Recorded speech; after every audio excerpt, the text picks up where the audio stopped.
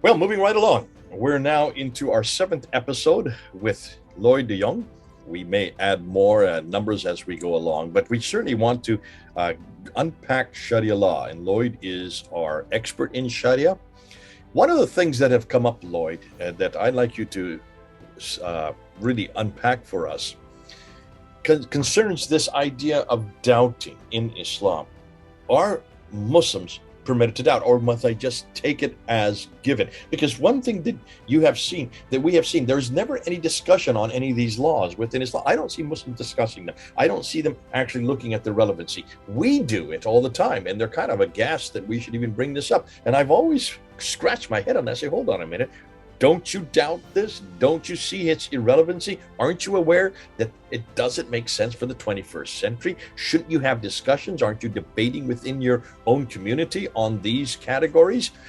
This I just don't see in Islam. No debate, no discussion, no working through or trying to understand how it's to be applied. It's just given, memorized, and they obey. I mean, the word Muslim is someone who obeys, someone who submits. The word Islam means to submit. So you can see from their own category, they don't ever even put it just doesn't come up in their schema of things. So where does that come from? Help me here. Why this non-doubting that we see in Islam? Okay, I will mention the law specifically, but I do want to mention that no one single law usually has a definitive role within any given Islamic behavior or belief. There are normally, as I say, multiple overlapping intentions, laws, doctrines that all coincide. Like I mentioned earlier, slander, right, ghibba, and tale-bearing, namima, and there are other things, but I will specifically go to the law of doubting, the ruling on doubting. So shall I share my screen, Jay, and just show that to people so they can see what Muslims are required to believe? Doubt is illegal in Islam, and whatever causes doubt.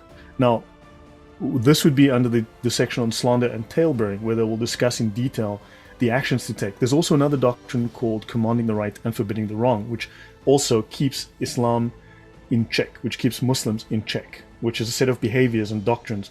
But also this is where they keep non-Muslims in check, utilizing this doctrine. It's the fundamental underlying doctrine of everything in Islam. In fact, jihad is a sub-doctrine of the doctrine of commanding the right and forbidding the wrong. But let's go to this for now. This is Reliance of the Traveller, section A 4.2. As for the basic obligation of Islam and what relates to tenets of faith, it is adequate for one to believe in everything brought by the messenger, not to pick and choose, to believe in everything. That would mean the Quran and the Sunnah. Do understand the Quran and the Sunnah are both abrogated. The Hadith are abrogated, the Quran are abrogated. In fact, they abrogate each other. And the only way to sort this mess out is within the Sharia, which is where this mess has been sorted out. And the only one who can take you there is the scholar. So therefore you submit to a scholar, right? You follow a scholar. Now, you are to believe in everything brought by the messenger with absolute conviction, free of any doubt. And who does this is not obliged to learn evidence. Oh. So the Prophet did not require of anyone anything but what we have just mentioned. So no knowledge, but perfect certainty and belief, free of learning evidence. All right, so that's fascinating. So you don't have to, whoever these mujtahids, they don't have to prove what they're saying. You just memorize it and obey it.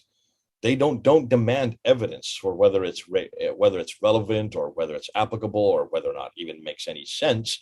You just accept it as what this is stipulating. The Quran says we hear and obey. Okay. Wow. And who transmits that to you? The Imams. See, it says here, what befits the common people and the vast majority of those learning or possessing sacred knowledge, that's the Sharia, is to refrain from discussing the subtleties of scholastic theology. In other words, do not indulge in discussing the fine points of your religion. Do not. Unless, because if you do that, corruption, difficult to eliminate, will find its way into your basic religious conviction. It is fitter for you to confine yourself to contentment with the above-mentioned absolute certainty. In other words, introspection and discussion and investigation will lead to doubt. And thus, This sounds like my parents when I was a teenager. They would say almost the same thing. They would have loved us to have referred to, and they would have looked right at us and said, "Yep, you just listen. It's not. Don't ask me why. Just do what I say." Is what they used to say, and that's exactly what that's saying. It's just like a parent scolding their child. Yeah, Don't ask for any evidence. Don't tell me. Don't make me help you or help you understand the reason behind it. Just obey. correct. In, Fascinating. in fact, let me add to just one more law, A7.2, unlawful knowledge. Let's look at knowledge that is unlawful, illegal, haram in Islam. For instance, sorcery. Now, when I say sorcery is illegal in Islam, it's illegal for the lay Muslim. It is not illegal for the upper scholars, but that's a different story for another day. But understand, sorcery, and number two in that list, Jay, what is this word here? Number two, Philosophy. philosophy is illegal for lay Muslims to discuss and learn. Hold And on. it's lumped in with sorcery, magic, and astrology. But philosophy, some of the greatest philosophers are Muslims. So I don't understand that. Philosophy is unlawful knowledge. It is illegal. It's lumped in with sorcery, magic, and astrology in Islam. Don't Fascinating. think.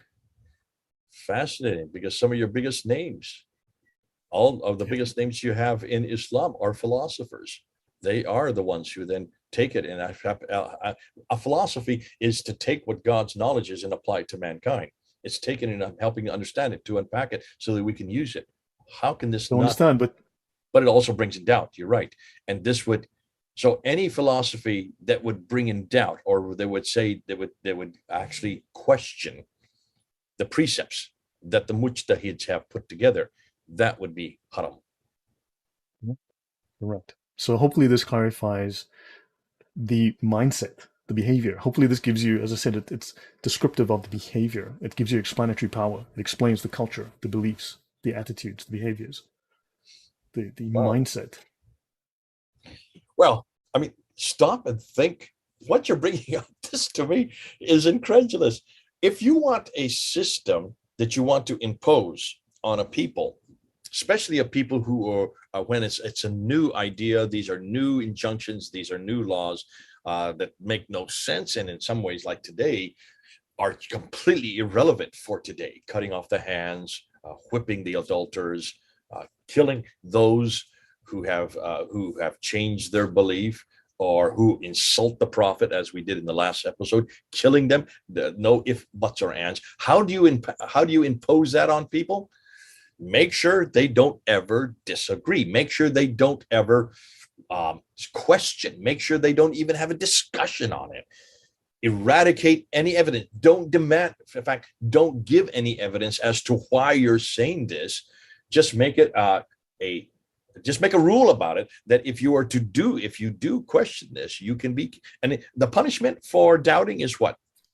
And take you aside and read the tafsir to you if you have doubts. He's allowed, in fact, so on that, a technicality would be that Muslims are not allowed to read the tafsir for themselves. It must be interpreted through an imam.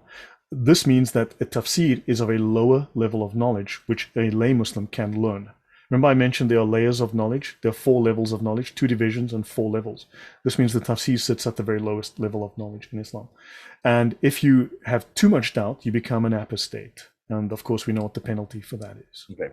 So it eventually leads to death, is what you're saying. Well, that's fascinating, because if you want to impose a system on a people and you want to make sure that there is no comeback, no recourse, then of course you put in a law like this. You must not doubt, that it is illegal to doubt.